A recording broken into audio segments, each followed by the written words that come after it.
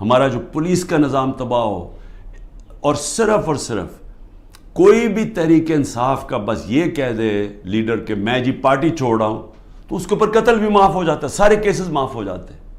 کیا اس طرح کوئی ملک چل سکتا ہے؟ کیا ایسے ملکوں کو بنانا ریپبلک نہیں کہتے ہیں؟ میں اس لیے آخر میں کہتا ہوں، اب دیکھیں، میں اس لیے بات چیت کی بات کر رہا ہوں، اپنے ملک کا مجھے فکر پڑی ہوئی ہے۔ یہ ملک ادھر جا رہا ہے جدھر کوئی سنبھال نہیں سکے گا۔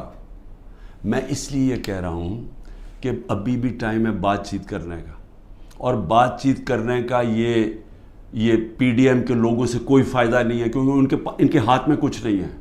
یہ تو ڈرے ہوئے ہیں کہ سارا وقت جی عمران خان کو ملٹری کورٹ میں، سوچیں کہ ڈیموکریٹس بھی کہتے ہیں کہ جی کسی کو ملٹری کورٹ میں ٹرائی کریں، کیونکہ اتنے ڈرے ہوئے ہیں الیکشن سے، ان کو پتہ ہے الیکشن میں ان سے کیا ہونا ہے۔ تو میں صرف اسٹیبلشمنٹ آرمی چیف سے بات کرنا چاہتا ہوں کہ ابھی بھی ٹائم ہے، یہ کورس کریکشن کریں۔